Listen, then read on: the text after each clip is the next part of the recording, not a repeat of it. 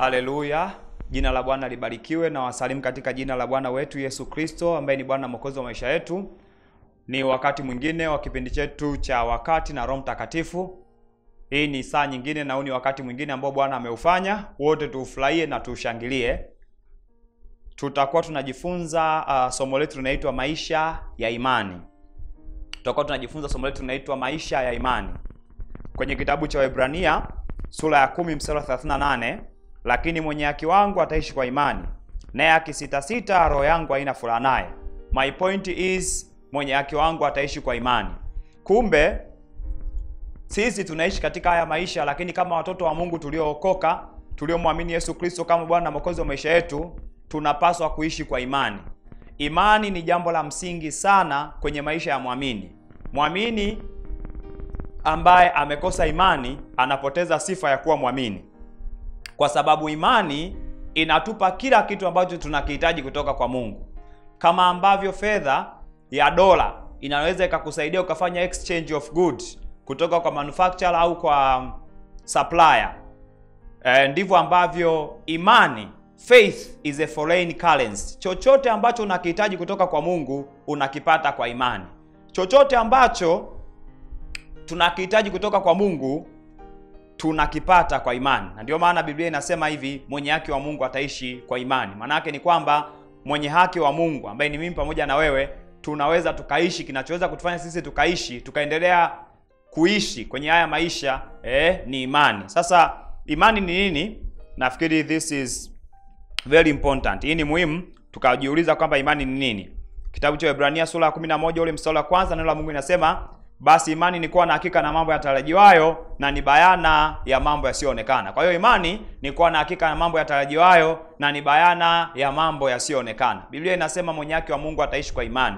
Imani ndio inayotufanya sisi tuweze hata kumpendeza Mungu. Pasipo imani haiwezekani kumpendeza Mungu. Kitabu cha Waebrania sura ya 11 mstari wa 6, neno la Mungu linasema, lakini pasipo imani haiwezekani kumpendeza Mungu.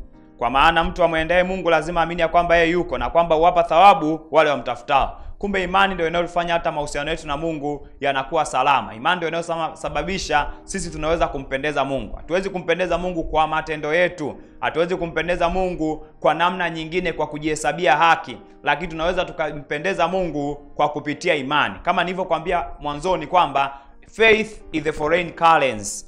Faith is the divine currency. Ni kitu ambacho kinatusaidia sisi kuchukua chochote ambacho tunakihitaji kutoka kwa Mungu na kukileta kwenye maisha yetu. Na ndio maana ni imani ni njia pekee ya kupata kila kitu kwenye ufalme. Kila kitu unachoweza kuwa nacho kwenye ufalme ambacho umekipata kupitia ufalme wa Mungu au umekipata kupitia Mungu, basi unaweza ukakipata kupitia nini? Kupitia imani. Mfano, tunasema tumeokolewa. Tunaokolewa kwa njia gani? Tunaokolewa kwa neema, lakini kwa njia ya imani. Kitabu cha Waefeso ile sura ya 2 ule mstari wa 8 mpaka wa 10, neno la Mungu linasema hivi, kwa maana mmeokolewa kwa neema kwa njia ya imani, ambayo hiyo haikutokana na nafsi zenu, ni kipawa cha Mungu, wala si matendo, mtu awaye yote asije akajisifu. Maana tu kazi yake tuliumbwa katika Kristo Yesu tutende matendo mema ambayo tokea awali Mungu aliyatengeneza ili tuenende nayo. Unaona kabisa kwamba hata wokovu tulionao tumeupata kwa njia ya imani. Kumbe bila imani hakuna wokovu. Kumbe imani ni kitu cha muhimu kiasi kwamba hata wokovu tulionao tunaupata kwa njia ya imani. Kitabu cha Warumi 3:22, neno la Mungu linasema hivi, ni haki ya Mungu iliyo ndani ya imani katika Kristo Yesu kwa wote waaminio, maana hakuna tofauti. Anasema ni haki ya Mungu iliyo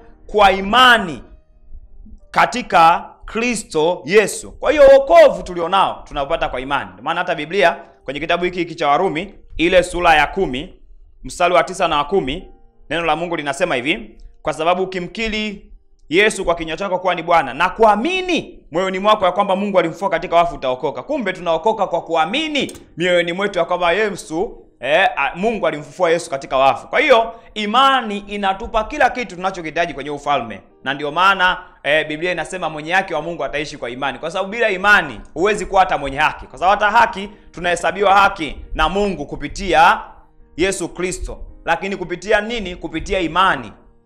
Na ndio maana imani ni jambo la msingi ambalo kila mtu ambaye ameokoka na ana mpango wa kumpendeza Mungu hapa duniani anapaswa kujifunza na anapaswa kujua nini maana ya imani. Kwa hiyo imani ni kitu cha muhimu sana. Hata wokovu tulionao tunaopata kwa njia ya imani. Lakini sio wokovu tu, hata kuponywa tunaponywa kwa njia ya imani. Tunaamini, tunafahamu kwamba Biblia imesema kwa kupigwa kwake sisi tumepona.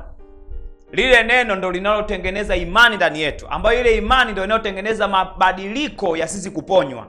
Sio hivyo tu, hata Yesu alivyowaponya watu, aliwaponya watu wenye imani. Kwa hiyo maana yake ni kwamba ukiwa una imani hauwezi kuokoka. Ukiwa una imani huwezi pia kuponywa. Kitabu cha Marko ile sura ya 5 mstari wa 34. Neno la Mungu linasema hivi: akawaambia, binti, imani yako imekuponya, enenda zako kwa amani, uwe mzima, usiwe na msiba wako tena. Huyu binti alikuwa ni mgonjwa, lakini alivyoenda kwa Yesu, kwa sababu alienda kwa imani, imani ikaweza ikafanya Mungu akasababisha muujiza wa uponyaji ukatokea. Hata leo sisi tunaishi na tunaponywa tukiwa wagonjwa, tunaishi katika afya ya kiungu, tunaishi katika divine health kupitia imani. Ndio maana neno la Mungu linasema hivi: kwa kupigwa kwa Mungu, kwa Yesu sisi tumepona. Sisi tunaliamini lile neno. Tukishaliamini lile neno linatengeneza imani ndani yetu. Neno likitengeneza imani ndani yetu, nini kinatokea? Tunashangaa tunatembea katika uzima na afya, pamoja na kwamba tunaishi katika dunia yenye magonjwa na changamoto mbalimbali za kiafya. Jina la Bwana libarikiwe. Kwa nini? Kwa sababu Biblia inasema kwenye kitabu cha Warumi sura ya 10, kitabu cha Warumi sura ya 10 ule mstari wa 17. Neno la Mungu linasema hivi: basi imani chanzo chake ni kusikia, na kusikia huja kwa neno la Kristo. Kwa hiyo kumbe tunajifunza kwamba imani chanzo chake ni kusikia, na kusikia kunakuja kwa neno la Kristo. Kumbe imani inakuja kwetu sisi tunavyolisikia neno. Imani inakuja sisi kwetu tunavyolifuatilia neno. Imani inakuja sisi kwetu tunavyolisikiliza neno la Mungu kwa bidii. Tunavyozidi kulisikiliza neno la Mungu kwa bidii, moja ya kitu kinafanyika, linatengeneza imani, ambayo hiyo imani sasa ndio inatufanya tuweze kuishi kwenye maisha haya. Kama nilivyokusomea mwanzoni pale, anasema wenye haki wa Mungu ataishi kwa imani. Kwa hiyo ulivyo wewe ni matokeo ya imani. Ulivyo unavyoishi maisha yako ni matokeo ya imani ulionayo. Sasa hiyo imani inaweza ikawa ni imani kwa Mungu au imani ya kitu kingine. Hii ndio sababu hata ikitokea changamoto, kuna watu ambao akijikwaa, jambo la kwanza ataita Mungu. Kuna mtu mwingine atamuita Yesu. Kuna mtu mwingine ataita mama. Kuna mtu mwingine ataita kulingana na imani yake jinsi ilivyo. Sasa imani inakuja kwa neno la Mungu. Hata hapo unaponisikiliza unatengeneza imani. Yaani hapa nimeshakwambia kwamba unaokolewa kwa njia ya imani. Kwa hiyo unapaswa uamini wokovu. Kama hujaokoka, uamini Yesu Kristo kama Bwana na Mwokozi wa maisha yako. Ukishamwamini, ile imani ambayo imetokana na hili neno ikufanye wewe uweze kuokolewa. Kama ni mgonjwa, nimeshakwambia kwamba kwa kupigwa kwa Yesu tumepona. Nini kinatakiwa kitokee? Ili neno ninavyoliachilia kwako, lengo la mimi kuliachilia ili neno kwako ni ili neno liweze kukutengenezea imani. Ili neno likikutengenezea imani, automatically ukishakuwa na imani unaweza ukapokea uponyaji. Yule binti alikuwa ni mgonjwa, lakini kwa sababu alikuwa na imani Yesu akamponya. Hivyo hivyo hata leo Yesu bado anafanya mambo kwa watu wenye imani. Yesu bado anafanya miujiza kwa watu wenye imani. Yesu bado anafanya vitu vikubwa kwa watu wenye imani. Kwa hiyo kama alifanya kule, anaweza kufanya na sasa, kwa sababu Mungu ni yule yule jana, leo na hata milele. Imani pia inaweza kuhamisha hata milima na kuhamisha changamoto mbalimbali kwenye maisha yetu. Najua tunaishi katika dunia yenye changamoto za aina mbalimbali, changamoto za kiuchumi, changamoto za kiroho, changamoto za kifamilia, changamoto za kimahusiano, ndoa na mambo mengine, malezi ya watoto. Lakini kwa imani unaweza ukajikuta kwamba unashinda. Kwa nini? Kwa sababu Biblia, ndio maana Biblia ilitupa kitu kinaitwa imani. Na ndio neno la Mungu linasema mwenye haki wa Mungu ataishi kwa imani. Kwa nini? Kwa sababu imani ina uwezo wa kuhamisha hiyo changamoto. Imani inaweza kuhamisha huo mlima ambao upo kwenye maisha yako. Kwa nini? Kwa sababu kila kitu tunakipata kwa imani. Jina la Bwana libarikiwe. Kitabu cha Mathayo sura ya 17 ule ni mstari wa 20.